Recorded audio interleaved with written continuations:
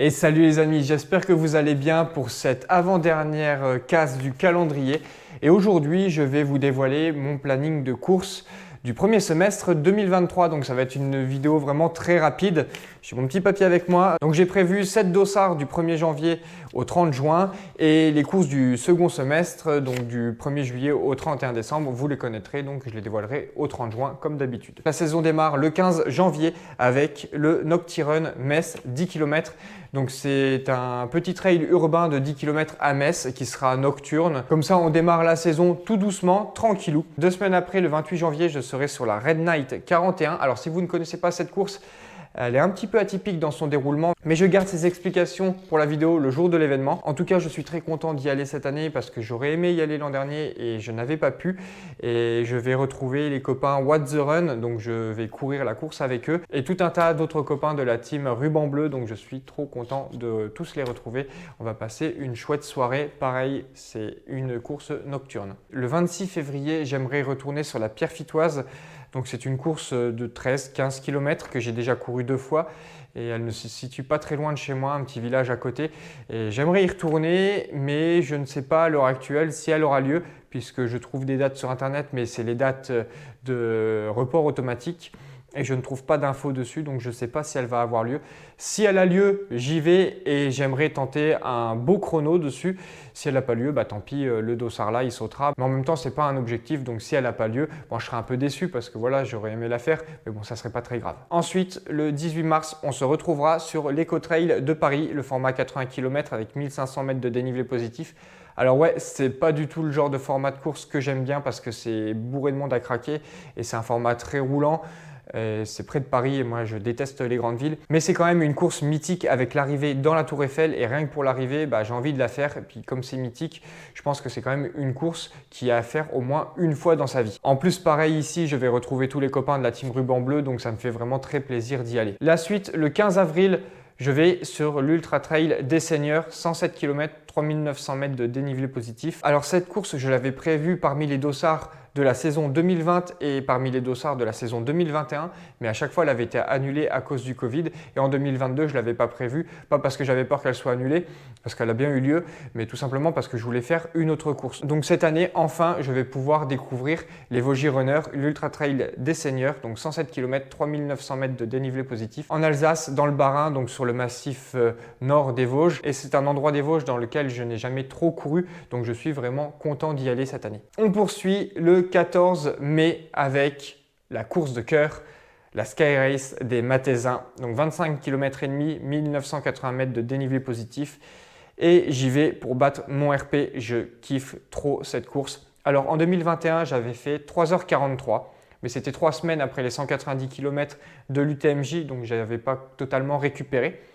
En 2022, donc l'an dernier, j'y suis retourné et j'ai mis 19 minutes dans la tête de mon chrono. Donc j'ai fini en 3h24 et cette année, l'objectif, c'est de faire 3h15 maximum. Donc j'aimerais gagner 9 minutes. Je suis trop content d'y aller. Ouais, c'est vraiment une course que j'apprécie tout particulièrement. En plus, elle fait partie du championnat du monde de skyrunning et en fait, c'est un événement colossal et pourtant, c'est dans un tout petit village et je trouve ça vraiment génial parce que tu as une organisation en béton qui sont vraiment très sympas, mais en même temps, tu as ce côté hyper proche des coureurs parce que ça fait un peu course familiale, la petite course de village et je trouve ça vraiment trop cool. En plus, le parcours, il est magnifique avec l'ascension du Sentier du Diable, la crête du Pérolier, les Oreilles du Loup avec ses passages ultra techniques, la crête de Nantes et le Tabor. Franchement, le parcours, je l'adore et comme je l'ai dit maintes fois, j'y retournerai chaque année.